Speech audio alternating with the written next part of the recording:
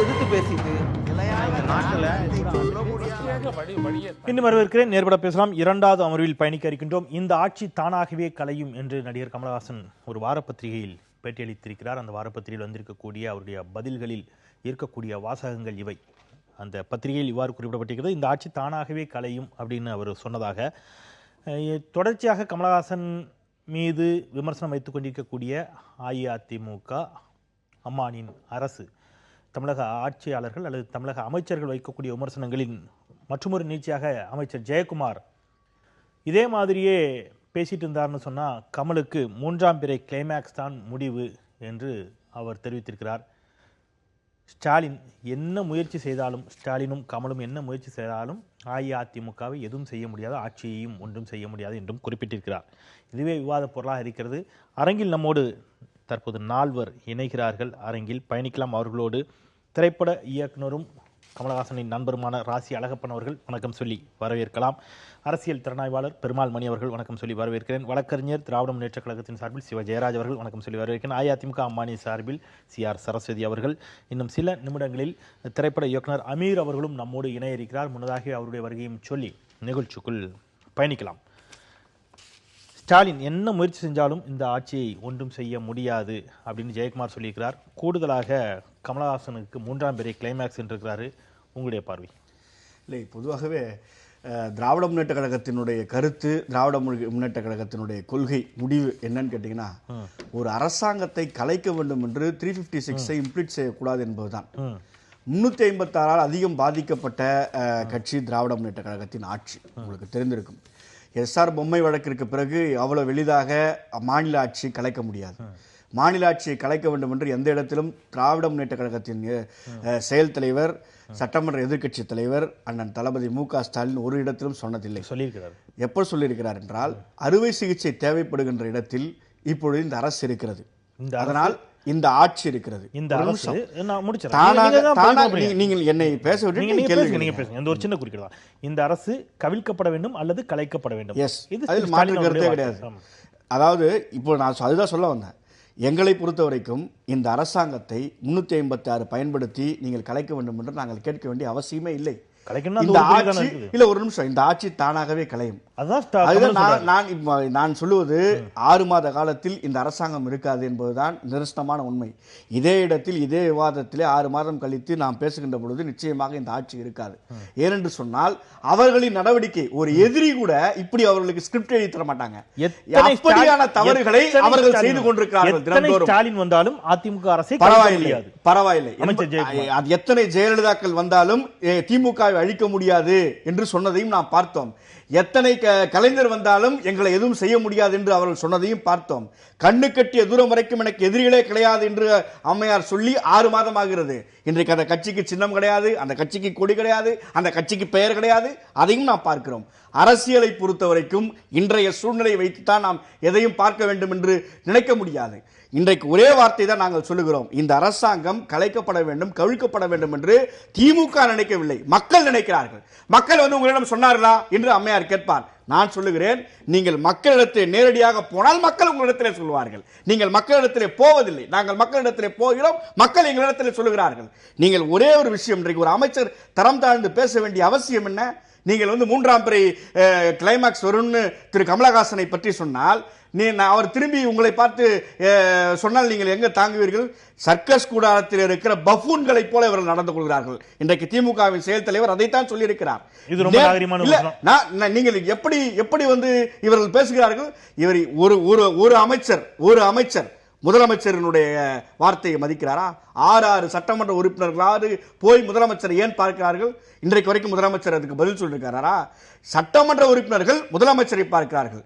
இன்றைக்கு மாண்புமிகு ஜெயலலிதா அம்மையார் உயிரோடு இருக்கின்ற பொழுது அவருடைய சொந்த தொகுதியிலே மாதத்திற்கு ஒரு ஆர்ப்பாட்டத்தை திமுக நடத்தியிருக்கிறது, அனைத்து எதிர்க்கட்சியும் நடத்தியிருக்கிறது. ஆனால் இன்றைக்கு இருக்கிற எடப்பாடி பழனிசாமியின் தொகுதியிலே போய் தூர்வார முடியவில்லை என்று சொன்னால் அது என்ன இவர் என்ன ஜெயலலிதா அம்மையாரோட பெரிய தலைவரா தன்னை காட்டிக்கொள்ள விரும்புகிறார்? கமலஹாசன் அவருடைய கருத்தும் திரு ஸ்டாலின் அவருடைய கருத்தும் கிட்டத்தட்ட ஒரே மாதிரி இருக்குதுன்னு சொன்னா, கமலஹாசன் அவர்களை வைத்து ஆட்சியை பிடிக்க திமுக முயற்சிக்கிறது என்று சில விமர்சனம் வைத்திருந்தது. அதை வச்சு நம்ம இங்க விவாதம் நடத்தியிருந்தோம். ஒன்று, கமலஹாசன் திமுகவின் வலையில் விழுந்து விடக்கூடாது என்று தமிழர் மணியன் சொல்லியிருந்தார். அதையும் விவாத பொருளாக எடுத்திருந்தோம். அப்போ இதெல்லாம் வந்து கமலஹாசனை நீங்க திமுக எழுதி கொடுக்கக்கூடிய ஸ்கிரிப்டுக்கு கமலஹாசன் வாய்ஸ் கொடுக்கிறாரா? இல்லை, கமலஹாசன் என்ற மிகப்பெரிய நடிகரை அவமானப்படுத்துவதை போல நீங்கள் கேள்வி கேட்கிறீர்கள். நீங்க அதை முதல்ல புரிஞ்சுக்கணும். யாருக்கும் ஸ்கிரிப்ட் எழுதி கொடுக்க முடியாது. ஜெயலலிதா அம்மையாருக்கு யாராவது ஸ்கிரிப்ட் எழுதி கொடுத்து தான் ஜெயலலிதா அம்மையார் களத்திற்கு வந்தார் என்று நீங்கள் ஒத்துக்கொண்டால் கமலுக்கு திமுக ஸ்கிரிப்ட் எழுதி கொண்டு நானும் ஒத்துக்கொள்வேன். நீங்க ஒன்று நல்லா புரிஞ்சுக்கணும். கமலஹாசன் என்பவர் அவருடைய சொந்த கருத்தை சொல்லியிருக்கிறார். திமுகவை எதிர்த்து கருத்து சொல்லியிருக்கிறார் பல இடங்களிலே. நான் உங்களுக்கு நினைவுபடுத்த விரும்புகிறேன், கலைஞர் முதலமைச்சராக இருக்கின்ற பொழுது நடிகர் அஜித் அவர்கள் கலைஞருக்கு முன்னால் எழுந்து நின்று பேசினார். அதனால் எந்த நெருக்கடியும் அஜித்குமாருக்கு திமுக சார்பிலே கொடுக்கவில்லை. இதைவிட காமெடி நடிகர் செந்தில் ஒண்டிக்கொண்டி வரியா என்று கேட்டார். கலைஞரை ஒருமையில பேசினார். எந்த அமைச்சரும் அன்றைக்கு முதலமைச்சர் கலைஞர் ஒருவரும் பதில் சொல்லவில்லை. அவரை எதிர்த்து எந்த போராட்டம் நடத்தவில்லை. நாகரிகமற்று இந்த அரசாங்கத்தை எதிர்த்து யார் பேசினாலும் அவர்களை பார்த்து தரம் தாழ்ந்து பேசுவது, அவர்களை பார்த்து எதிர் விமர்சனம் கேவலமாக செய்வது, இதெல்லாம் பேச்சாளர்கள் செய்யலாம். கேபினட் மினிஸ்டர் செய்யலாமா? சிஆர்எஸ் அதாவது தரம் தாழ்ந்து பேசுவதை பத்தி சகோதரர் ஜெயக்குமார் சொல்றாரு. மரியாதைக்குரிய முன்னாள் முதலமைச்சர் பெரியவர் திரு கருணாநிதி அவர்கள், அவர் வந்து இன்னைக்கு அரசியல் ஈடுபடலைன்னா கூட இந்த நிலைமையில சொல்ல வேண்டிய கட்டாயம் அவரோட வார்த்தை ஏற்படுத்தியிருக்கு. எத்தனையோ பெரிய தலைவர்களை பார்த்து திரு கருணாநிதி அவர்கள் அம்மாவை ஒய்யாரங்கொண்டே அது ஆளபோவான்னு சொன்னதுண்டு. மரியாதைக்குரிய இந்திரா காந்தி அம்மையாரை பார்த்து காஷ்மீரத்தை பாப்பாத்தி என்றும் ரத்தம் பெண்களுக்கு தலையில் மட்டும்தான் வரும் என்றும் அப்படியெல்லாம் வார்த்தைகள்லாம் கூட திமுக நம்ம கேட்டிருக்கோம். இன்றைக்கு திரு ஜெயக்குமார் அவர்கள் திரு கமலஹாசன் அவர்களை பொறுத்த வரைக்கும் இந்த இயக்கத்தை நேரடியாக இன்னைக்கு தாக்குகிறார். அனைத்து இந்த அண்ணா திராவிட முன்னேற்ற கழகத்தை குறிவைத்து தாக்குகிறார். அவர் பொதுவா பேசுறாரு, எல்லாரையும் பேசுறாருன்னா நீங்க அவர் தான் எல்லாரையும் பேசுறாரு, நீங்க ஏன் பதில் சொல்றீங்க, மத்தவங்களுக்கு இல்லாத அக்கறை உங்களுக்கு என்னன்னு கேட்கலாம். அவர் அனைத்து இந்திய அண்ணா திராவிட முன்னேற்ற கழகத்தை மட்டுமே ஏதோ திமுக ஆட்சியில் ஊழலே இல்லாததை போலவும், கடந்த 50 ஆண்டுகால ஆட்சியில் எல்லாம் நல்லா நடந்தவும் அண்ணா திமுக மட்டும்தான் ஊழல் செய்வதை போலவும் அவர் இன்றைக்கு அவர் மறைமுகமா சொல்ற அம்மா கூட அவர் சொல்ற திமுகவை குறிப்பிட்டாரா திரு கமலஹாசன் அவர்கள்? குறிப்பிடல. நேரடியாக இன்னைக்கு யார பேசுறாரு? அனைத்து இந்த அண்ணா திமுக பேசுறாரு. இந்த ஆட்சி களைய வேண்டும் என்று ஏன் திரு கமலஹாசன் விரும்புறாருன்னு தெரியல. இது மக்கள் ஓட்டு போட்டு மக்கள் அம்மாவை முதலமைச்சரா உட்கார வச்ச இது அம்மாவுடைய அரசு.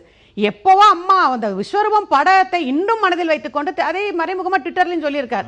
அம்மா மேல் உள்ள பகையில் தான் இன்னைக்கு அவர் பகையை தீர்த்துக்கிறத ட்விட்டர் மூலமா மறைமுகமாகவும் அவர் தன் கருத்துக்களை பதிய வச்சிருக்கார். அதற்கு அமைச்சர் பதில் சொல்றாருங்க. திமுகவை பொறுத்தவரை அவர்களும் இந்த ஆட்சி கவலை வேணும் எதிர்பார்க்கிறாங்க. இப்ப கமலஹாசன் அவங்க கூட சேர்ந்து பேசுறாரு. இது ரெண்டுமே நடக்காது என்பதை மாண்புமிகு அமைச்சர் சொல்லியிருக்காரு. அவர்கள் பேசும்போது ஒரு ஆளுங்கட்சி எப்படி கேட்டுட்டு இருக்க முடியும்? பதில் சொல்லித்தான் ஆகணும். பெருமாள் மணி, ஒரு ஆளுங்கட்சி பதில் சொல்லித்தான் ஆக வேண்டும் என்ற தளத்தில் இதை எடுத்துக்கொள்வதா அல்லது இந்த வே ஆஃப் ஸ்டைல அந்த பதில் இருக்கக்கூடாதுங்கிறத எடுத்துக்கிறதா?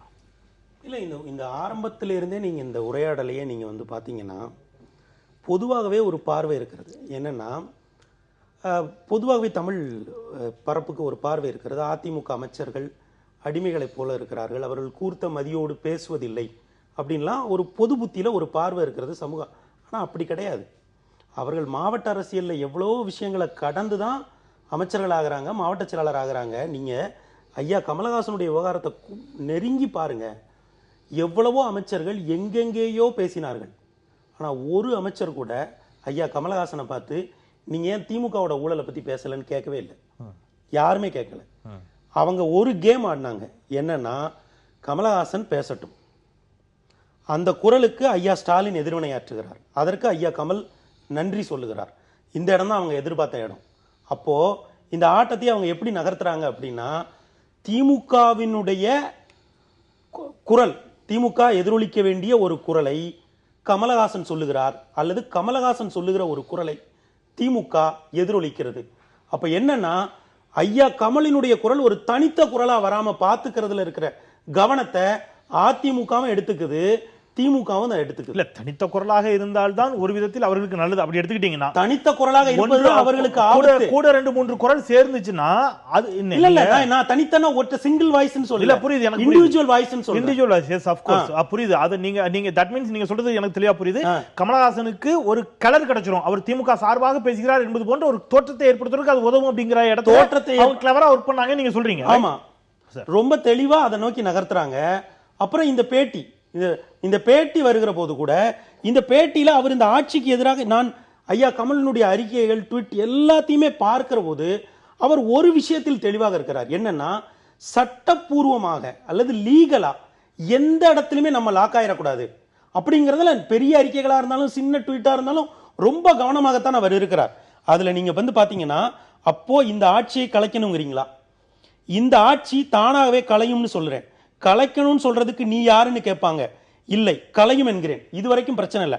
அடுத்த வரியை பாருங்க. நீ ஜோசியரான்னு கேட்பாங்க. இல்லை, நான் என் மக்களில் ஒருத்தன். ஏன்னா அதற்கான எல்லா ஏற்பாடுகளையும் நான் பண்றதா அவங்க நினைக்கிறது தான் வேடிக்கை. நான் பண்ற எல்லா ஏற்பாடுகளையும் நான் பண்றதா அவங்க நினைக்கிறது தான் வேடிக்கை. அதற்கான எல்லா ஏற்பாடுகளையும் அவங்களே தான் பண்ணிக்கிட்டு இருக்காங்க.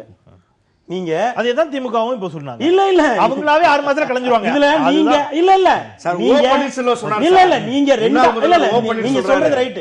ரெண்டாவது வரிய பாருங்க. அவங்க ஆனா அதுக்கு முந்தின வரிய பாருங்க. நாம் பண்றதா நினைக்கிறாங்க, அதுதான் வேடிக்கை. அந்த நான் அதை பண்ணல. அதை தான் இந்த பேட்டியில் அவர் சொல்ல விரும்புறாரு. எனக்கும் நான் வெறும் பொலிட்டிக்கல் ஸ்டேட்மெண்ட் தான் நான் பண்றேன். எனக்கு இந்த களத்துல எந்த வேலையும் இல்லை. இந்த பதில நீங்க முன்னாடி உள்ள ஒரு பதிலோட சொல்லணும்னா, 5 நீங்க அரசியலுக்கு வரணும். அவர் சொல்றாரு 5 வருஷத்துல இறக்கி விட்டுடுவாங்க. இல்ல இவன் பண்ற அக்கிரமம் தாங்க முடியலன்னு 3 வருஷங்கள்ல இறக்கி விட்டு ஜனாதிபதி ஆட்சி கூட கொண்டு வரலாம். அதுவா உங்களுக்கு வேணும்? நான் உயிருள்ள வரை செய்ய வேண்டிய விஷயம் தான் இப்போ செஞ்சுக்கிட்டு இருக்கேன். அப்போ கடைசி வரைக்கும் இந்த களத்துக்கு அவர் வருவதில்லை அப்படிங்கிறதுல தெளிவா இருக்காரு. ஆனால் இன்றைக்கு தன்னுடைய ட்வீட்டுகளை சுற்றி, தன்னுடைய கருத்துக்களை சுற்றி அவருக்கு கிடைக்கிற முக்கியத்துவத்தை ஒரு நடிகராக அவர் என்ஜாய் பண்ணுகிறார். அப்படிதான் நான் பார்க்கிறேன். இந்த அவர் என்ஜாய் பண்ணுவதை புரிந்து கொண்டு திமுகவும் அதிமுகவும் திரும்பவும் இருதுருவ அரசியலுக்குள்ளே தமிழகத்தை தள்ளுகிறார்கள். நீங்க வேற என்ன? மொத்தத்துல பாவப்பட்டது மக்கள். அதை நீங்க எப்படி வேணாலும் பார்த்து, அது உங்களுடைய பார்வை. ஆனால் ஒரு அரசியல் விமர்சகராக என்னுடைய பார்வை என்னவென்றால், அரசியல் களத்தை திமுகவும் அதிமுகவும் கமல் என்கிற ஒரு புள்ளியை மையமாக வைத்து மறுபடியும் இருதுருவ அரசியலுக்குள் தள்ளுகிறார்கள். ஏனென்றால் அவங்களுக்கு அந்த தேவை இருக்கு. என்ன தேவை இருக்குன்னா, பெருங்கொண்ட தலைவர்களான கலைஞரையாவும் ஜெயலலிதாவும் 2016 தேர்தல் வரைக்கும் அவர்களுடைய தோல்ல வந்து தேர்தலை சந்திச்சிட்டாங்க. இனி அடுத்து வரக்கூடிய தேர்தலுக்கான முஸ்தீபுகளுக்கு களத்தை தயார் செய்ய வேண்டும். இதற்கு இடையில் எந்த ஒரு புதிய சக்தியும் கிளம்பி வந்துவிடக்கூடாது. அப்போ கமலையா சொல்லக்கூடிய குரலை திமுக தன்னுடைய குரலாக உள்வாங்குகிறது. கமலையாவை விமர்சிக்கக்கூடிய அதிமுகவினர் திமுகவையும் ஸ்டாலின் ஐயாவையும் கமல் ஐயாவையும் இணைத்தே விமர்சிக்கிறார்கள். இங்கே ஒரு அரவிந்த் கெஜ்ரிவால் போல ஒரு குரல், அதற்கு முன்னால் அண்ணா ஹசாரே போல ஒரு குரல், அப்படியெல்லாம் இங்கே ஒரு புதிய குரல் எழும்பிவிடக் கூடாது. அண்ணா ஹசாரே போல ஒரு குரல் எழும்பிய போது காங்கிரசும் அதை கண்டுகொள்ளவில்லை, பாஜகவும் கண்டுகொள்ளவில்லை. அவர்கள் அந்த 15 டெல்லியில் வலிமையான 2 இருந்த தேசிய கட்சிகளை அரவிந்த் கெஜ்ரிவால் மிகப்பெரிய சக்தியாக எழுந்து வெற்றி கண்டார். அப்படியெல்லாம் இங்கே ஒரு புதிய சக்தி வந்துவிடக் கூடாது என்பதற்கான முஸ்தீப்புகளை, தயாரிப்புகளை மிக கவனமாக திமுகவும் அதிமுகவும் முன்னெடுக்கிறார். அந்த இடத்துல திரு அமீர், அந்த புதிய சக்திகள் வந்துவிடக் கூடாது அப்படிங்கிற வாதம் ஏற்கனவே இதே அரங்கில் வைக்கப்பட்டது. மிக சமீப காலமாக தமிழ் தேசிய கருத்துக்கள் மிக வேகமாக முன்னெடுத்து வருவதாக அன்றைக்கு நிகழ்வில் கலந்து கொண்ட கருத்துரையாளர் ஒரு கருத்தை பதிவு செய்தார்.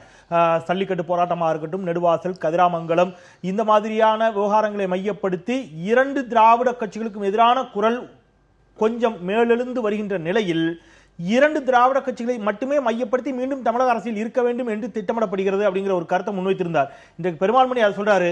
இதைத்தான் கமலஹாசனும் செய்கிறார் தெளிவாக அப்படிங்கிற வாதத்தை நீங்க எப்படி பாக்குறீங்க?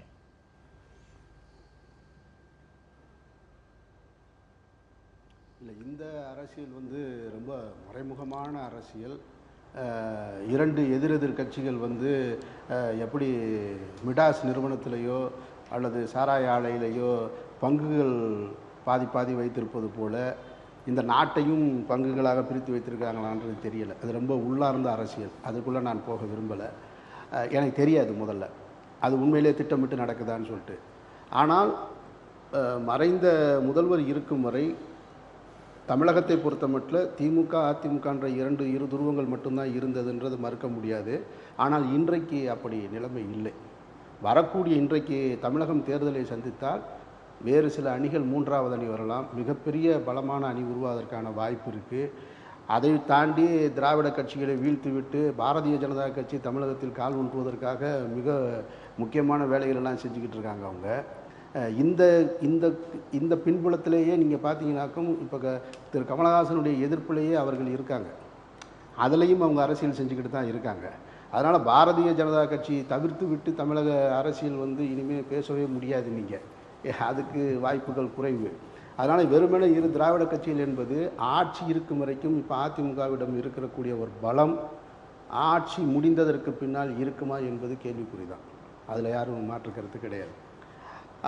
இந்த விவாதத்தில் நீங்கள் ஆரம்பிக்கும் பொழுது கமலஹாசனுக்கு இது 3ஆம் பிறை கிளைமேக்ஸ் தான்றத தலைப்பை வைத்திருக்கீங்க.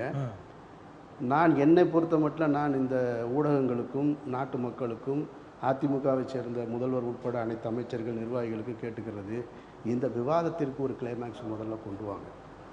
ஏன்னா தமிழகம் இன்றைக்கி சந்திச்சிருக்கக்கூடிய மிகப்பெரிய எத்தனையோ பிரச்சனைகள் இருக்கும் பொழுது நீங்கள் தொடர்ச்சியாக கமலஹாசன் உங்களை பார்த்து குற்றம் சொல்கிறாருன்னு நீங்கள் சொல்கிறதுல நியாயம் இருந்தாலும் கூட நீங்கள் அவருக்கு மட்டுமே பதில் சொல்வதில் உங்களுடைய நேரத்தை செலவழிக்காதீங்க.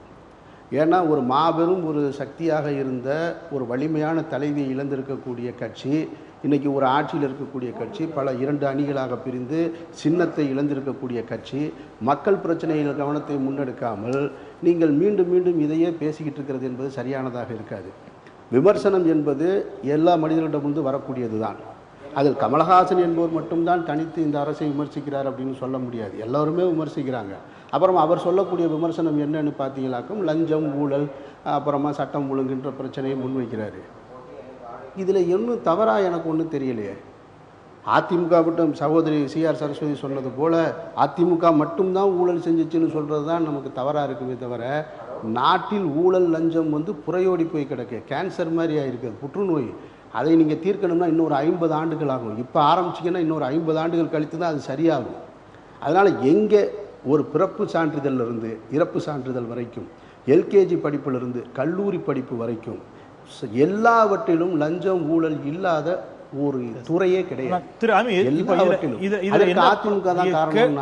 கேள்வி என்னன்னா, தொடர்ச்சியாக நீங்க சொன்ன மாதிரி இந்த விவாதத்தை முதல்ல முற்றுப்புள்ளி வைங்க, மக்கள் பிரச்சனைகள் நிறைய இருக்குது, அதை நோக்கி நகருங்கள் அப்படின்னு சொல்லிட்ட பொழுது மக்கள் பிரச்சனைகளை மறைப்பதற்கு கூட இந்த விவாதங்கள் பயன்படும் என்ற ஒரு உத்தியும், இந்த எதிர்வினைகள் தொடர்ச்சியான பரஸ்பர குற்றச்சாட்டுகள், இந்த 3 புள்ளிகளுக்கு இடையில் நடக்கக்கூடிய வாத பிரதிவாதங்கள் மக்கள் பிரச்சனைகளை மக்கள் மறக்கடிப்பதற்கான ஒரு உத்தியும் கூடவா, அப்படி எடுத்துக்கலாமா?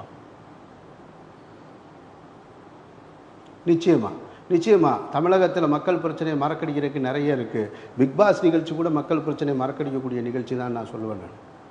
நிறைய இருக்குது. மக்கள் பிரச்சனை தொடர்ச்சியாக மறக்கடிக்கப்பட்டுக்கிட்டு இருக்காங்க. நீங்கள் வந்து ஜல்லிக்கட்டு போராட்டத்திற்கு பின்னால் நெடுவாசல் போராட்டம் வந்து இதே ஊடகங்கள் மூலமாக ஒரு 30 நாட்களோ 35 நாட்களோ நடந்துச்சு. ஒரு வீரியமிக்க ஜல்லிக்கட்டு போராட்டத்துக்கு பின்னால் அந்த நெடுவாசல் போராட்டத்தை தமிழகத்தின் அனைத்து ஊடகங்களும் முன்னெடுத்துட்டு போச்சு. ஆனால் மத்திய அமைச்சர்கள்லேருந்து மாநில அமைச்சர்கள்லேருந்து எல்லாருமே போய் அந்த ஹைட்ரோ கார்பன் திட்டம் வராதுன்னு சொல்லி அந்த உண்ணாவிரத்தை முடித்து வைக்கப்பட்டதுக்கு பின்னால், அதற்கு பின்னால் இன்றைக்கி 100 நாளைக்கு மேலே கடந்துக்கிட்டு இருக்கு. கதிராமங்கலத்தில் அதை விட போராட்டம் வெடிச்சுக்கிட்டு இருக்கு. ஆனால் அப்படி எந்த ஒரு போராட்டமும் தமிழகத்தில் நடைபெறுவது போல இங்கே யாருக்குமே தெரியாது.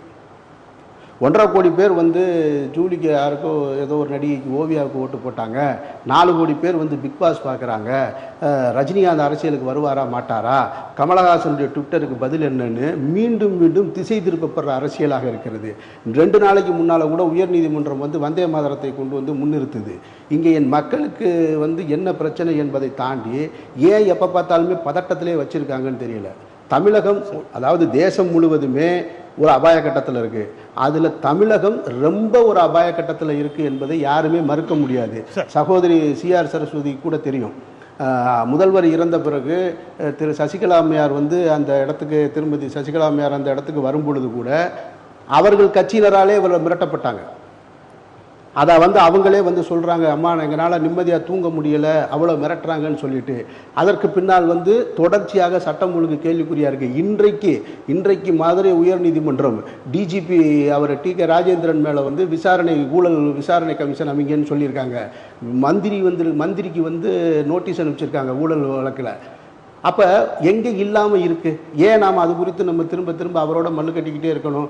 என்னை பொறுத்த மட்டும் கமல் சார் அவர்கள் பேசினாங்கன்னு சொன்னால் பொறுப்புள்ள அமைச்சர்களும் பொறுப்புள்ள முதல்வரும் அதை நீங்க தவிர்த்துட்டு நாங்கள் சரி செய்யறோம்னு தான் சொல்லணுமே தவிர எங்க நடக்குதுன்னு நீங்க காட்டு. உங்களுடைய கருத்தை அப்படியே எடுத்துக்கிறேன். தொடர்ந்து இல்ல நீங்க எங்க நடக்குதுன்னு ஒரு விஷயம் வெறுமனே பொறுப்பான பதில் சொல். ஒரு நிமிஷம் சொல்லுங்க தொடருங்க, நிறைவு செஞ்சிருங்க. அதாவது பொறுப்பான பதில் சொல்லணும்ன்றது இல்ல, ஆக்கப்பூர்வமான வேலை இங்க நிறைய செய்ய வேண்டியது இருக்கு. நீட் தேர்வு நீங்க பாருங்க, நீங்க கடந்த வருடங்கள் எல்லாம் பேப்பர்களில் செய்தித்தாள்களில் மீண்டும் வருகிறேன். திரு அமீர், நான் அடுத்த சுற்றில் அதை நான் இன்னும் கூட விரிவாகிறேன். இன்னொரு ஆளுமே இங்க இருக்கிறார், ராசி அழகப்பன். அவருடைய கருத்தை தொடக்க சுற்று கருத்தை கேட்டு நான் மீண்டும் கூட உங்கள்கிட்ட வருகிறேன். திரு அழகப்பன், இதுல இந்த பிரச்சனைகளை மறக்கடிப்பதற்கு அல்லது மழுங்கடிப்பதற்கான ஒரு முயற்சி உத்தி அப்படின்னு எடுத்துக்கொண்டால் அதில் கமலஹாசனும் தெரிந்தோ தெரியாமலோ அவருடைய பங்கை செலுத்திக் கொண்டிருக்கிறாரா? இன்றைய அரசியல் சதுரங்கத்தில் கமலஹாசனுடைய வார்த்தைகள் என்பது தேவைப்படுகிறதுன்னு நினைக்கிறேன். இப்பொழுது அவருக்கு அரசுக்கும் கமலுக்கும் எந்த பிரச்சனையுமே கிடையாது. ஆனால் கமலஹாசன் மக்களின் குரலாக செயல்படுகிறார். மக்களின் குரலுக்கும் அரசுக்கும் இடையே நடக்கிற இந்த ஒரு பனிப்போரா தான் நினைக்கிறேன். அதுக்கு ஒரு குறியீடாக கமலஹாசன் தான் பயன்படுகிறார்.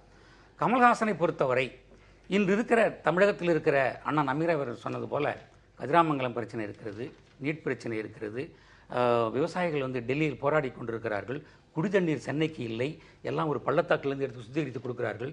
இவ்வளவு பிரச்சனைகளை பார்த்து இந்த அரசு செயல்பட வேண்டும் என்று மக்கள் நினைக்கிற போது கமலஹாசன் ஒரு கருத்தை சொல்லிவிட்டார் என்பதற்காக எல்லோரும் தனிப்பட்ட குரலில் அவரை நிற்க வைத்து கேள்வி கேட்பது என்பது தன்னுடைய பிரச்சனைகளை விட்டுவிட்டு இதற்கெல்லாம் பதில் சொல்கிறார்களே, நமக்கு எப்பொழுதுதான் பதில் சொல்கிறார்கள் என்ற கேள்வியை அதிகப்படுத்துகிறார்கள். ஒன்று. இரண்டாவது, கமலஹாசன் அவர்கள் ட்விட்டரில் 2 நாள் முன்னாடி சொல்லியிருக்கார், நான் எந்த கட்சிக்கும் எதிரானவன் அல்ல, யாருக்கும் உடன்பாடானவன் அல்ல, நான் மக்கள் என்ன நினைக்கிறார்களோ அவர்களுக்கு என்ன தேவையோ அதை நான் எதிரொலித்துக் கொண்டே இருக்கிறேன், அவ்வளவுதான். அதற்கு எதிரானவர்கள் தனக்கு எதிரி நினைத்துக் கொண்டால் நான் பொறுப்பல்ல என்று சொல்லிவிட்டார். இப்போ கூட இந்த அரசு கலையும்னு அவர் விரும்ப வேண்டிய அவசியம் எந்த மனிதருக்கும் கிடையாது. தானாகவே கலையுங்கிறார். இல்ல, அதான் இது மக்கள் பேசிக் கொண்டிருக்கிறார்கள் என்று ஒரு சமிக்கையா சொல்றாரு. அவ்வளவுதான். அப்படி சொல்லலையே. ஆமா, அப்படி சொல்லல. அப்படி சொல்லல. மக்கள் பேசுகிறார்கள், அதற்கான முயற்சி நான் செய்யல. பட் அதுவா கலைஞ்சிரும் அப்படின்னு மக்கள் பேசிக்கொள்கிறார்கள் தான் பதிவு பண்றாரு. இல்ல தானாகவே கலையும் அப்படிங்கிறார். கலையும் என்று மக்கள் பேசிக்கொள்வதை பதிவு பண்றாரு. அவர் சொல்லல, அவர் வார்த்தையை கண்டிப்பா குறிப்பிடவே இல்லை. அப்படி குறிப்பிடக்கூடிய நபரும் அவர் அல்ல.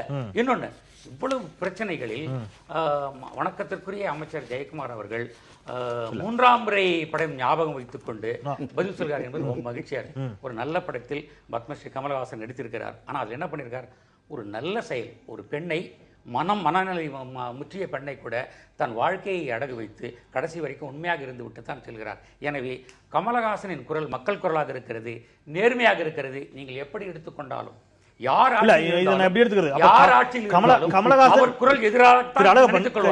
கமலஹாசன் மக்களின் குரல் அப்படின்னா அப்புறம் 3ஆம் பிறை கிளைமாக்ஸ் இங்க மக்களுக்கு தானா? இல்ல, அமைச்சர் நினைவுத்துக் கொண்டிருக்கிறார்.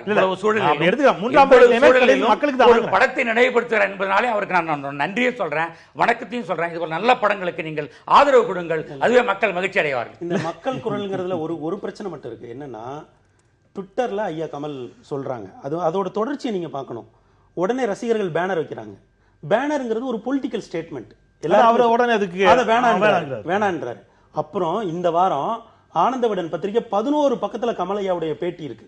அதுல ஐயா திரும்ப சொல்றாங்க, எனக்கு பிடிச்ச பெரியாரோ அல்லது காந்தியோ தேர்தல் அரசியலுக்கு வந்தவங்க இல்ல, நான் தேர்தல் அரசியலுக்கு வரமாட்டேன், நான் காலம் முழுக்க இந்த காரியங்களை தான் செய்வேன். நீங்க இப்ப யோசிச்சு பாருங்க, தேர்தல் அரசியலுக்கு வர விரும்பாத ஒருவர், துளியும் வர விருப்பமே இல்லாத ஒருவர் ஒரு வலிமையான அரசியல் உரையாடலை எடுக்கிறாரு.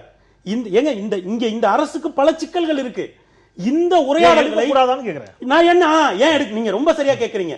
இந்த உரையாடலை களத்துல இருக்கக்கூடிய ஒரு தலைவரோ ஒரு தலைவர் எடுக்கிற பொழுது அல்லது ஒரு அரசியல் கட்சி எடுக்கிற பொழுது அது அரசியல்ல ஒரு தேர்தல் இஷ்யூவா மாறும், வாக்கா மாறும்.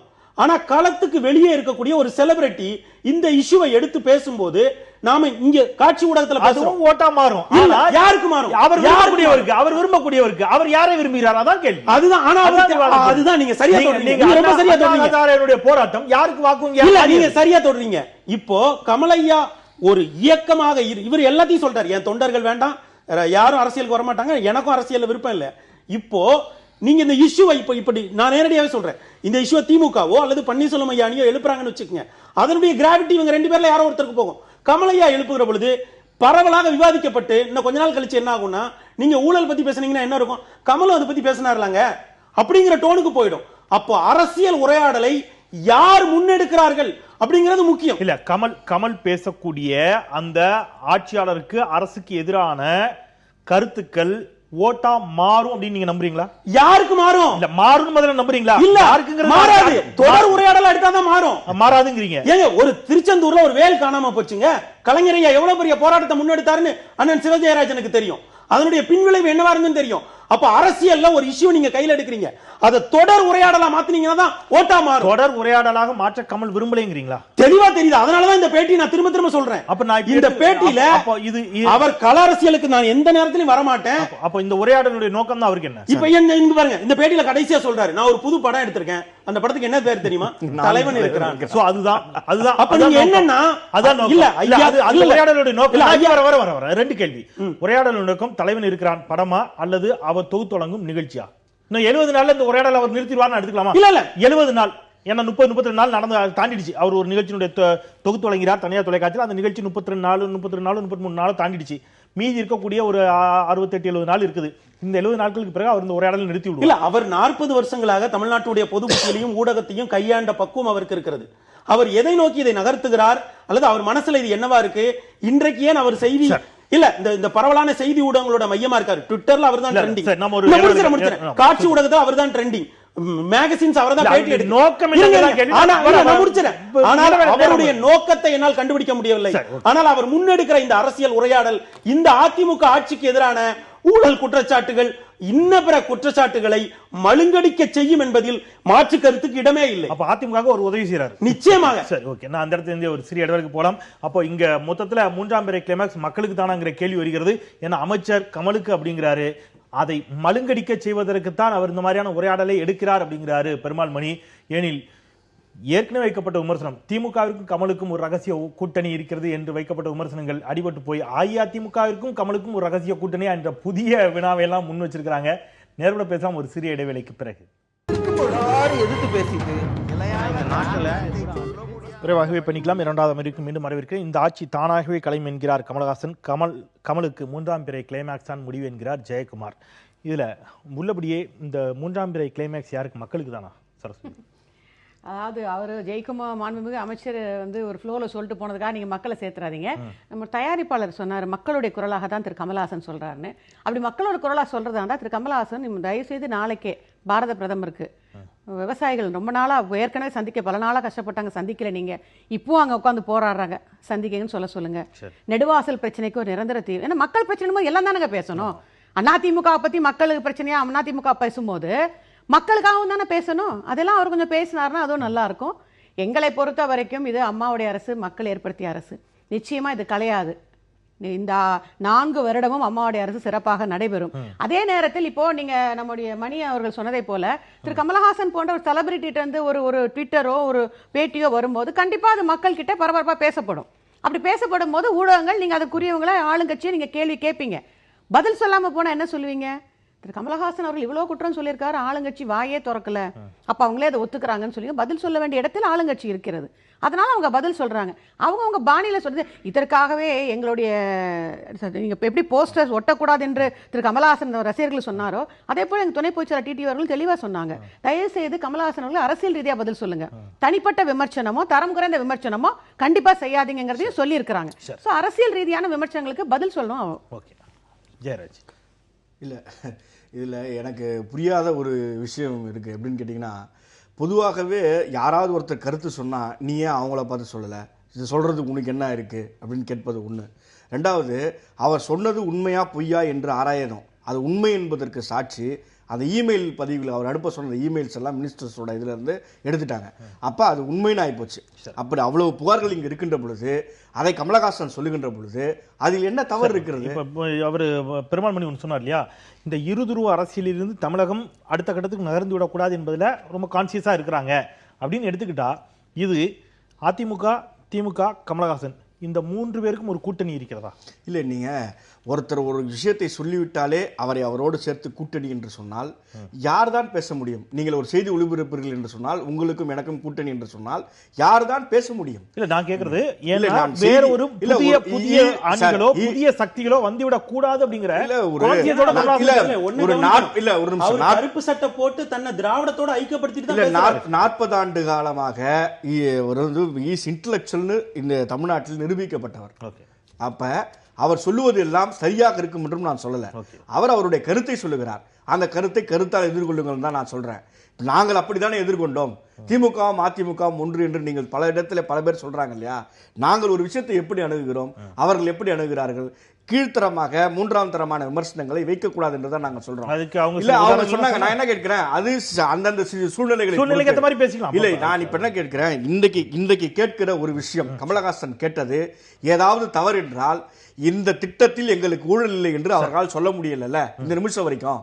இன்றைக்கு டைரக்டர் அமீர் சொன்னதை போல இன்றைக்கு டிஜிபியின் மீது கமிஷன் வைக்க சொல்றாங்க. அந்த டைரக்டர் அமீரோட வார்த்தைகளை நான் அவரோடு ஒத்து போகிறேன். எந்த விஷயத்தில் கேட்டீங்கன்னா, இங்க மக்கள் பிரச்சனைகளை வழுகடிக்கப்படுவதற்காகத்தான் தொடர்ந்து அமைச்சர்களே அதற்கு பதில் கொடுத்துட்டு இருக்காங்க. ஜெயலலிதா அம்மையார் இருந்தா இப்படி யாராவது பதில் கொடுத்திருப்பாங்களா, அல்லது கமல் இப்படி பேசியிருப்பாரா என்பது இரண்டுமே கேள்விக்குறி. சரி, ஓகே.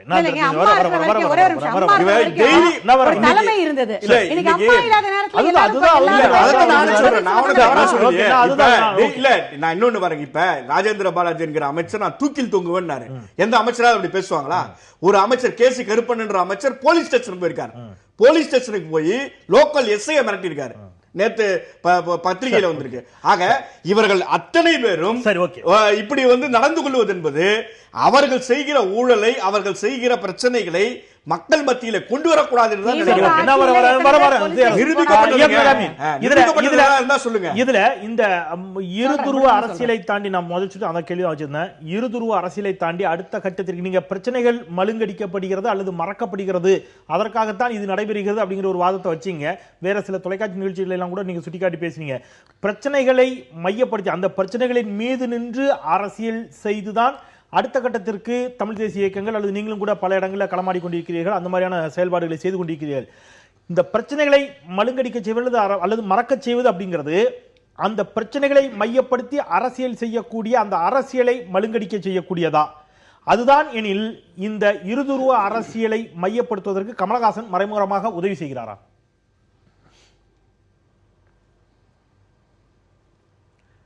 நான் திரு கமலஹாசன் அவர்கள் அந்த இருதுருவ அரசியலுக்கு உதவி செய்கிறாருன்னு என்னால் எடுத்துக்க முடியலை. ஒருவேளை அவருக்கே தெரியாமல் அவர் பயன்படுறாரா அப்படின்னு கேட்டிங்கன்னா அதில் ஒரு அர்த்தம் இருக்கிறதா கூட எனக்கு தோணுது. ஆனால் அவர் தெரிஞ்சு செய்கிறாரான்னா தெரிஞ்சு செய்ய மாட்டார். எனக்கு திரு கமலஹாசன் அவர்களை எனக்கு ரொம்ப நீண்ட காலமாக தெரியும். அவர் மறைந்த முதல்வர் இருக்கும் பொழுது அதிமுகவுக்கு பிரச்சாரத்துக்கு ஒரு முறை கூப்பிட்டப்போ கூட மறுத்தவர் அவர். இன்றைக்கும் கூட அவர் முரசொலியோட விழாவில் கலந்துக்கிறேன்னு சொன்னால் கூட நாளைக்கு அவர் திமுகவோட பிரச்சார பீரங்கியாக போவாரான்னா அதுவும் கேள்விக்குறி தான். அவர் போக மாட்டார். அதனால் அந்த வேலையை அவர் எப்பொழுதுமே செய்ய மறுக்கிறவர் தான் அவர். இன்றைக்கு இல்லை, கிட்டத்தட்ட 15 வருடங்களுக்கு முன்னாலேயே ஒரு வார்த்தைகளை உதிர்த்திருந்தார் ஒரு பேட்டியில். நான் என்னுடைய நண்பர் ரஜினிக்கு சொல்கிறேன், அரசியல் சாக்கடையில் நீங்கள் விழுக வேணான்னு சொன்னவர். அப்புறம் அதே அரசியல் இன்றைக்கி அவர் பேசக்கூடிய காலம் வந்திருக்கு. அரசியலை சாக்கடைன்னு பொதுவாக தேவையற்றவர்கள் சொல்லிட்டு போகலாமே தவிர அரசியல் சாக்கடை கிடையாது. நம்மெல்லாம் இருந்த இடத்த நம்ம தான் சாக்கடை ஆக்கியிருக்கோம். சுத்தமான தண்ணியை சாக்கடை ஆக்கியிருக்கமே தவிர அரசியல் என்பது சாக்கடை அல்ல. அரசியல் என்பது நம்ம வாழ்வதற்கான எல்லாமே. காலையில் எழுந்திரிச்சு பல்லு வளர்க்குற பேஸ்ட்லேருந்து நம்ம படுக்கிற தலைவாணி வரைக்கும் நம்ம அரசியல் தான் நம்ம முடிவு பண்ணுது. நம்ம எதை பயன்படுத்தணும், நம்ம படிக்கிற படிப்பு, உண்ணுற உணவுலேருந்து எல்லாமே அதுதான் முடிவு பண்ணுது. அதனால அரசியல் சாக்கடைன்னு சொல்லி ஒதுங்குவதை நான் மறுக்கிறேன். அதனால் அவர் அதற்கு பயன்பட்டார்ன்றதை என்னால் ஏற்றுக்கொள்ள முடியாது.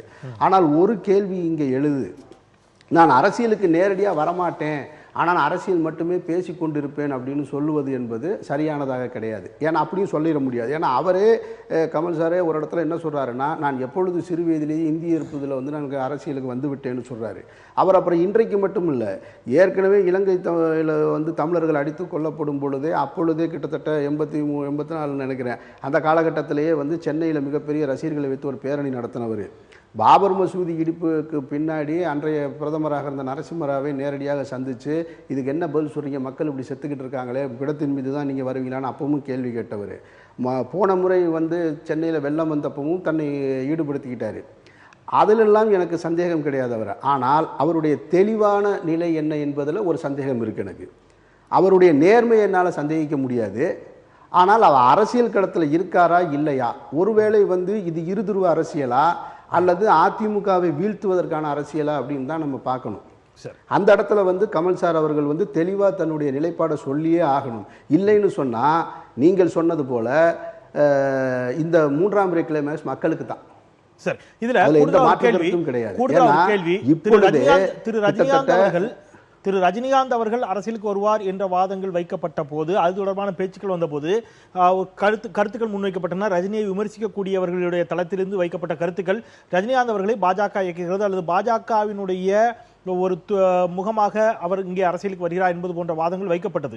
இன்னும் சிலர் அவர் அந்த சித்தாந்தத்தோடு, பாஜகவினுடைய சித்தாந்தத்தோடு பெரிய அளவில் முரண்பட மாட்டார் அப்படிங்கிற கருத்துக்கள் எல்லாம் வைக்கப்பட்டது. ஆனால் கமலஹாசன் வெளிப்படையாகவே தன்னை ஒரு கருப்பு சட்டைக்காரர் என்று சொல்லிக் கொண்டிருக்கக்கூடிய நிலையில் ரஜினியினுடைய அரசியல் வருகை குறித்த தீவிர உரையாடல் தொடங்கிய பிறகு அதற்கு எதிர் நிலையான கருத்தில் இருக்கக்கூடிய கமலஹாசன் உள்ளே வருகிறார் அப்படின்னு எடுத்துக்கலாமா? எடுத்துக்கலாம். அதில் தான் பாரதிய ஜனதா கட்சி பயப்படுது. நீங்கள் நல்லா புரிஞ்சுக்கணும். இப்போ நீங்கள் கடந்த காலங்களில் நடந்தது, கடந்த 2 மாதங்களாக நடந்தது பார்த்தீங்கன்னா, கமல் சார் விமர்சிக்கிறது அதிமுக அரசு தான். பாரதிய ஜனதா கட்சியை பற்றி எங்கேயுமே ஒரு வார்த்தை கூட சொல்லலை. டிமானிட்டைசேஷனோ, மாட்டிறைச்சி விவகாரமோ, நீட் தேர்வு குறித்தோ எதுவுமே பேசலை, ஜிஎஸ்டி குறித்தோ. ஆனால் பாரதிய ஜனதா கட்சி உள்ள வழியை இங்கே தமிழகத்தில் இருக்கக்கூடிய அத்தனை தலைவர்களும் அவர் மீது கோபமாக விமர்சனத்தை முன் வச்சாங்கன்னா காரணம் தாங்கள் போட்ட பிளான் மிஸ் ஆகுது அப்படின்னு தான். அவங்க ஒரு பிளான் போடுறாங்க. அவங்க திரு ரஜினிகாந்த் அவர்களை அரசியலை கொண்டு அந்த பிளானுக்கு முன்னாடியே திரு கமலஹாசனையும் தொடர்பு கொண்டு ஐயா ஓபிஎஸ் ஐயா வெளியில் போனப்ப அவரை வைத்து அப்பொழுது ஒரு ஆதரவு நிலைப்பாடை எடுத்திருந்தார் கமலஹாசன் அவர்கள். அப்பொழுதே அவரை உள்ளே இழுக்க பார்த்தாங்க. அவர் அங்கேருந்து நழுவிட்டார். திரும்ப திரு ரஜினிகாந்த் அவர்களை வைத்து ஒரு அரசியலை தமிழகத்தில் முன்வைக்க வர்றாங்க. அப்போ அந்த இடத்துல இப்போ இவர் ஓவர்டேக் பண்ண போகும்போது அவங்களுக்கு அது இடைஞ்சலாக இருக்குது. அந்த அரசியல் ரொம்ப தெளிவாக தெரியுது தமிழகத்தில் அத்தனை பேருக்கும். அதனால தான் இப்போ இன்றைக்கு விவாதத்தில் இப்போ நீங்கள் பார்த்தீங்களாக்கோ கடந்த ஒரு 4 நாட்களாகவோ அல்லது ஒரு வாரமாகவோ பாரதிய ஜனதா கட்சி குறைச்சிக்கிட்டாங்க கமலஹாசன் அவர்களை விமர்சனம் செய்கிறத. அவங்க உள்ளே வர விரும்பலை, அவங்க எஸ்கேப் ஆயிட்டாங்க. தெளிவாக விவரம் தெரிஞ்சு, சரி நம்ம உள்ளே போய் தேவையில்லாமல் மாட்டிக்கிற வேணாம், எல்லாம் எல்லாருக்கும் தெரிஞ்சிருச்சு அப்படின்னு சொல்லி. அதனால் ஒன்று மட்டும்தான் இதில் நமக்கு தெளிவு பெற வேண்டியது இருக்குது. இந்த தேசத்தில் நாடு முழுவதுமே லஞ்சம் ஊழல் இருக்குது.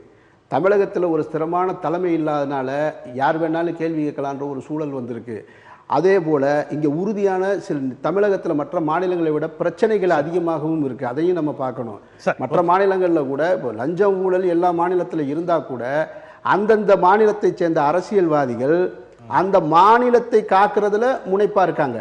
தமிழகத்தில் அது கொஞ்சம் பின்தங்கி இருக்கிறதா தான் நான் பார்க்குறேன். நான் அனைத்து கட்சிகளையும் சேர்த்து தான், இது அதிமுக மட்டும் சொல்லல, அனைத்து கட்சிகளும் சேர்த்து தான். சரி, நான் அந்த அளவில் எடுத்துக்கிறேன் உங்களுடைய கருத்தை. பெருமாள்மணி அவர் சொன்ன ரஜினிகாந்த் வருகிறார் அப்படிங்கிற போது கமல் அதை அது நிச்சயமா நம்ம பார்க்க முடியாது. ஏன்னா ரஜினியை இன்னைக்கு வரைக்கும் தெளிவா எதுவுமே சொல்லவே இல்லை. அவர் தன்னுடைய ஒரு ஸ்டேட்மெண்ட்டுக்கு என்ன மரியாதை எப்படி இருக்குன்றத அவர் ரொம்ப ஆழமா உணர்ந்தவர். ரெண்டாவது, ஏற்கனவே ஹி டெஸ்டட். நீங்க 1996 தேர்தலே அவரு ரஜினி வராரா வரலையாங்கிறத தாண்டி ரஜினிகாந்தினுடைய அரசியல் வருகை குறித்த உரையாடல்கள் தீவிரப்படுகின்ற நேரத்துல கமல் உள்ள வராரு. அதான் நான் எப்படி பாக்குறேன்னா, நீங்க திரைப்படங்கள்ல இருக்கிற ரஜினியாவுக்கும் கமலையாவுக்கும் ஸ்ட்ரைட்டா கேட்கிறேன். இல்ல, திரைப்படங்களை தாண்டி பொலிட்டிக்கலா ஐடியாலஜி வைஸ் 2 பேரும் டிஃபர் ஆகக்கூடியவங்க. இவர் தேசியவாதி, ஆன்மீகவாதி, அவர் தன்னுடைய திராவிட அடையாளமாகவும் பகுத்தறிவாதியாகவும் கடவுள் மறுப்பாளராகவும் காட்டக்கூடிய. அப்போ ரஜினிகாந்த் அரசியலுடைய வருகை பற்றிய தீவிர உரையாடல் வருகின்ற பொழுது அதற்கு எதிர்வினை ஆற்றுவதற்காகவே நேரடியாக ரஜினிகாந்தை அப்போஸ் பண்ணாம ஆட்சியாளர்களை, அரசை அப்போஸ் பண்ணுவதன் மூலமாக அவர் இந்த வார இதழினுடைய பேட்டியில கூட அவர் சொல்றாரு, நான் ஸ்டாலின் அவர்களிடமும் சொல்லிவிட்டேன், நாளைக்கு உங்களுக்கும் இதுபோல் என்னுடைய எதிர்வினைகள் இருக்கும், ஒருவேளை நீங்கள் ஆட்சிக்கு வருகின்ற பொழுது. ரஜினிகாந்த் அவர்களிடமும் சொல்லிவிட்டேன், நீங்கள் ஆட்சிக்கு வந்தாலும் இதுதான் இருக்கும் என்று சொல்லுகின்ற பொழுது நேரடியாக ரஜினியை மட்டும் அவரால் கிரிட்டிக் பண்ண முடியாது. சோ இங்க தொடங்கி அங்க வர்றாருன்னு எடுத்துக்கலாம். நீங்க தொடர நுட்பமான இடத்துக்கான வாய்ப்பு இருக்கு. ஏனென்றால் நீங்க எப்படி திமுக அதிமுகங்கிறது இங்க ஒரு 1977 இருந்து ஒரு களம் இருக்கோ, அதே காலகட்டத்தில் ரஜினி கமல்ங்கிற 2 எதிரெதிர் பிம்பங்கள் இருக்கு. அப்போ நீங்க நான் முன்னமே ஒரு முறை ஒரு நிகழ்ச்சியில குறிப்பிட்டு சொன்னபடிதான் சில விஷயங்கள்ல ராஜாஜி என்ன சொல்றாருன்னு ஐயா பெரியார் பார்த்துட்டே இருப்பாரு, அதற்கு பிறகு ரியாக்ட் பண்ணுவாரு. சில விஷயங்கள்ல பல விஷயங்கள் ஐயாவே முன்னெடுப்பாரு, பல விஷயங்கள் அப்படிதான் நடந்திருக்கு. அப்போ ரஜினி ஐயா ஒரு விஷயத்தை முன்னெடுக்கிறாரு அப்படிங்கிறதுனால தான் என்ன பண்ணணும் இந்த நேரத்துல அப்படிங்கிறது தெரியும். ஏன்னா அந்த மூவ்ஸ் அண்ட் கவுண்டர் மூவ்ஸ் அப்படிங்கறத அவங்க 40 வருஷமா மீடியால பண்றாங்க. அதனாலதான் நான் சொல்றேன், ஒருவேளை நீங்க குறிப்பிட்டு சொல்றபடி ரஜினி ஐயாவுக்கு அரசியல் பத்திய இந்த அரசியல் பிம்பங்கள் இதெல்லாம் கட்டமைக்கப்படுகிறது, நமக்கு அந்த பிம்பம் குறைவாக இருக்கிறது. நாம இப்ப வந்து ஒரு பெரிய நிகழ்ச்சியை நாம பண்றோம், டிவியை பொறுத்தளவு அது ஒரு பெரிய நிகழ்ச்சியாக தான் கன்சிடர் பண்ணப்படுது. அப்ப ஏன் நம்ம வந்து மீடியால நம்முடைய பரப்பு கம்மியா இருக்கு, அதை விஸ்தரிக்கணும் அப்படிங்கிற எண்ணத்தோட கூட வரலாம்.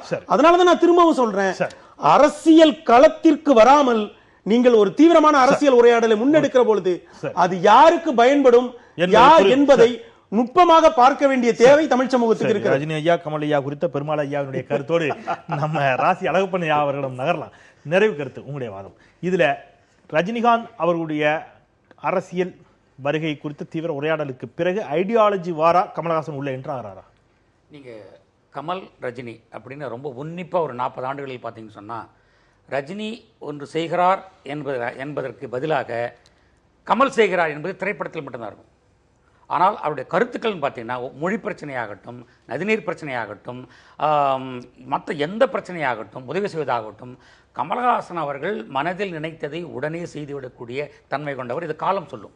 இப்போ கூட அவர் ஒரு பேட்டியில் சொல்கிறார், இந்த பிரச்சனைகளை சொல்வது என்பது நான் பணத்திற்காக லாபத்திற்காக செய்யவில்லை, மக்களின் குரலாக சொல்கிறேன், இது என்னுடைய கடமை. எனக்கு என்னுடைய நினைவு சரியா இருக்குன்னா டிமானிட்டைசேஷன் பண மதிப்பிழப்பு நடவடிக்கையை ரஜினிகாந்த் அவர்கள் வரவேற்றார். ஏதோ ஒரு இடத்துல கமலஹாசன் விமர்சித்ததாக எனக்கு நினைவு. அதை ஏதோ திரைப்பட விழா எதிலையோ கலந்து கொண்ட போது விமர்சித்ததாக எனக்கு நினைவு இருக்கிறது. யூடியூப்ல ஏதோ அது தொடர்பாக இல்ல பண மதிப்பிழப்பு நடவடிக்கை டிமானிட்டைசேஷன் விமர்சித்தா எனக்கு நினைவு இருக்குது. அதை தாண்டி மாட்டிறைச்சி வாரத்தில் அவர் தெளிவாக பேசினா அது எனக்கு உறுதியாகவே தெரியும். உங்க தட்டில் என்ன அதுதான் சொல்றேன். அப்போ ரஜினிகாந்த் அவருடைய அணுகுமுறையிலும் அரசியல் ரீதியிலான அணுகுமுறையில முற்றிலும் மாறுபடுகிறார் கமலஹாசன் அப்படிங்கிற இடத்துல இருந்துதான் அமீர் அவர்கள் குறிப்பிட்ட மாதிரி இங்க யார் யாரை ஆதரிப்பது, யார் யாருடைய கருத்துக்கு என்டாஸ் பண்றது அப்படிங்கறதெல்லாம் இங்க தெளிவாகுது இல்ல. நான் ஒருமுகப்படுத்தி நான் சொல்றேன், கமலஹாசன் அவர்கள் எல்லா காலத்திலும் மனதில் பட்டதை மக்களின் கருத்தை சொல்லிக் கொண்டுதான் இருக்கிறார். இப்பொழுது அது ஒப்பிட்டு பார்த்து அரசியலுக்கு தேவைப்படுகிறது. கமலஹாசன் அவர்கள் யாரும் இயக்கவும் முடியாது, அவர் இயக்கவும் மாட்டார். அவரே சிறந்த இயக்குனர். இன்றைய கருத்துக்கள் தவறானது என்று சொன்னால் நேர்மையாக தவறு என்று ஒத்துக்கொள்ளக்கூடிய எந்த பிரச்சனையும் கிடையாது. கருப்பு சட்டை கருத்து சம்பந்தப்பட்டது இல்ல, மீடியா ஸ்பேஸ் பாருங்க. இல்ல மணியா நேரம் ஆக்கிரமிக்கிறாங்க. இல்ல Perumal there is for no reason அவருடைய கருத்துக்கள் இன்று தேவைப்படுகிறது. யாருக்குன்னு உங்களுக்கு தெரியும், மக்கள் பார்த்துக்கிட்டு இருக்காங்க. அவர் நேர்மையாக இருக்கிறார். அந்த நேர்மைக்கு பிரதிபலனாக ஆட்சியில் இருப்பவர்களும் மற்ற அரசும் சரிபார்த்து கொண்டால் போதுமானது. அவ்வளவுதான். மக்களின் குரலாக தான் அவர் இருக்கிறார். அவருக்கு வழிபடுவதும் வணங்குவதும் நேர்மையாக ஆதரிப்பதும் தான் இந்த அரசும் ஆட்சியும் வணக்கத்துக்குரிய அமைச்சர்களும் செய்ய வேண்டியது என்று நான் தாழ்மையாக நன்றி. அரங்கில் இணைந்த நால்வருக்கும் நன்றி. நேரலில் இணைந்தீர்கள் இயக்குனர் அமீர். தொடர்ச்சியான பணிகளுக்கு மத்தியில் உங்களுக்கும் என்னுடைய நெஞ்சார்ந்த நன்றிகள். பார்த்த நேர்களுக்கும் நன்றி சொல்லி அந்த அளவிலே நாம் நிறைவு செய்யலாம். எது எப்படியாகினும் விவாதத்தில் அங்கங்கே தொட்டு சென்ற புள்ளிகளை மீண்டும் நினைவுபடுத்தி நிறைவு செய்கின்றேன். கமல் அவர்களுக்கு 3ஆம் பிறை கிளைமேக்ஸ் தான் முடிவு என்ற அமைச்சர் அந்த கருத்தை நம்ம பேசுகின்ற பொழுது மக்களுக்கு இறுதியில் அதுபோன்ற ஒரு முடிவு எட்டாமல் இருந்தால் சரி என்பதை சொல்லி அச்சம் தவிர்த்து நெஞ்சம் நிமிர்த்தி மற்றொரு நேர்பட பேசியில் சந்திக்கலாம். நன்றி, வணக்கம். எதிர்த்து பேசிட்டு